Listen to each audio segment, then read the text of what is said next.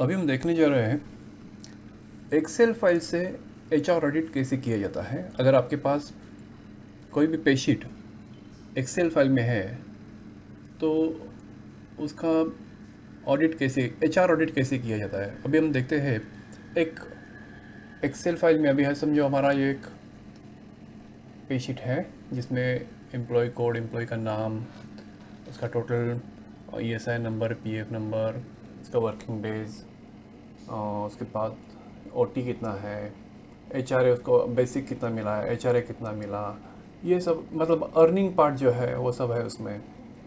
उसके बाद उसका टोटल ग्रॉस सैलरी कितना है, जैसा हमारा स्टैंडर्ड पे शीट रहता है एक्सेल फाइल में। अभी ये ग्रॉस सैलरी है। उसके बाद स्टैट्यूटरी डिडक्शंस होते हैं उसमें, प्रोविडेंट फंड है, ईएसआई है, उसके बाद प्रोफेशन टैक्स है। तो उसके बाद एक टोटल अपना टोटल डिडक्शन कितना हुआ है हर एक एम्प्लॉय का, नेट पेमेंट कितना मिला है। तो ये ऐसा एक पूरा एक स्टैंडर्ड पे शीट जब हमारे पास आता है किसी कंपनी का या किसी लेबर कॉन्ट्रैक्टर हमें सबमिट करता है, तो अभी इससे लीगल कॉम्प्लायंस ठीक से बनाया है नहीं बनाया है, अभी हमें ये चेक करना है। तो हम क्या करेंगे, सॉफ्टवेयर में जाएंगे। सॉफ्टवेयर में हम क्या करेंगे, सबसे पहले लॉगिन करेंगे। लॉगिन करने के बाद ये वो जो एक्सेल फाइल है वो ये क्लाउड बेस्ड सॉफ्टवेयर है, तो उसको हम सबमिट करेंगे। तो सबसे पहले हम क्या करेंगे, ये जो एक्सेल फाइल जो आई है वो एक्सेल फाइल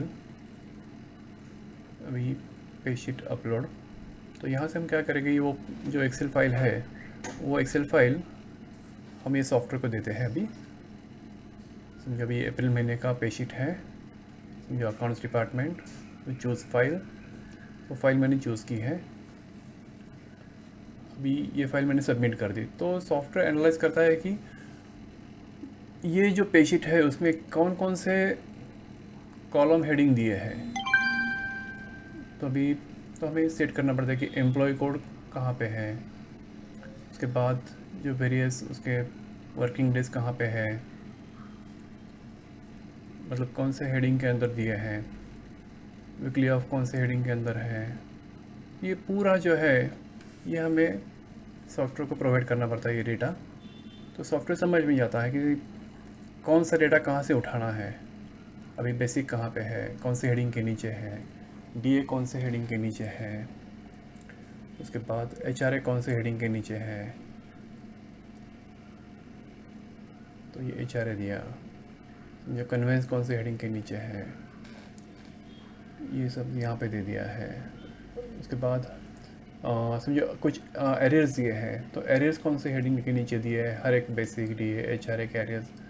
उसके बाद डिडक्शन पार्ट आता है, तो प्रोविडेंट फंड का हेडिंग क्या है, तो प्रोविडेंट फंड के जो हेडिंग है वो हमें देने पड़ते हैं यहाँ पे।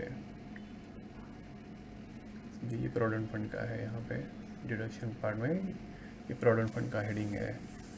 उसके बाद ईएसआई कौन से हेडिंग के नीचे दिया है, तो ये सब डिडक्शन पार्ट होता है।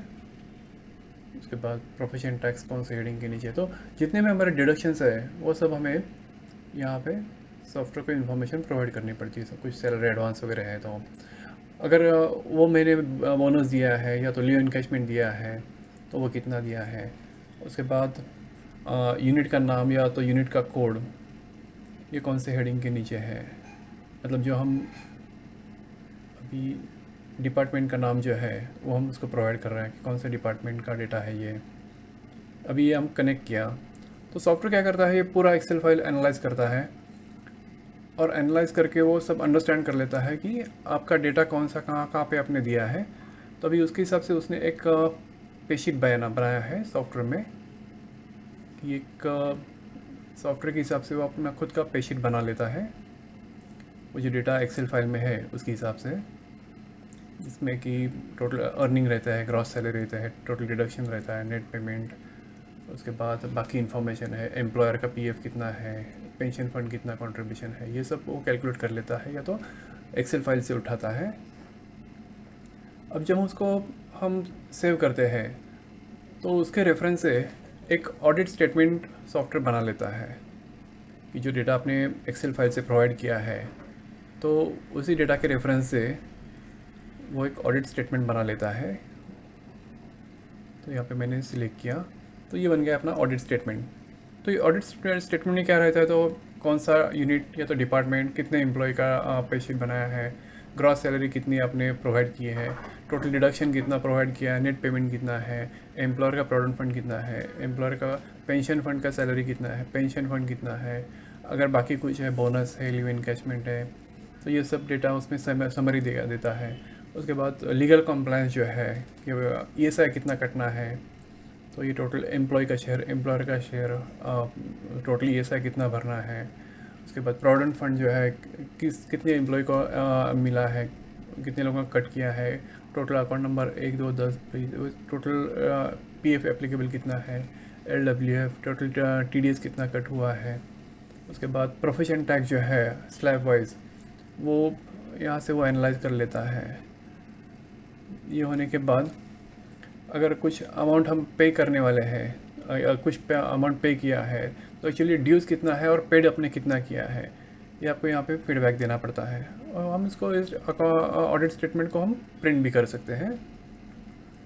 तो ये बन गया अपना ऑडिट स्टेटमेंट, जिसमें कि आपका ड्यूज़ कितना है और आपने पे कितना किया है, इसका टोटल इन्फॉर्मेशन जो है ये ऑडिट स्टेटमेंट बन जाता है।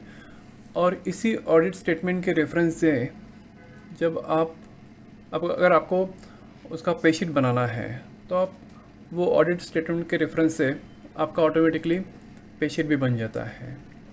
पेशीट या तो पे स्लिप बन जाता है, अगर आपको पे स्लिप चाहिए तो पे स्लिप भी बन जाता है।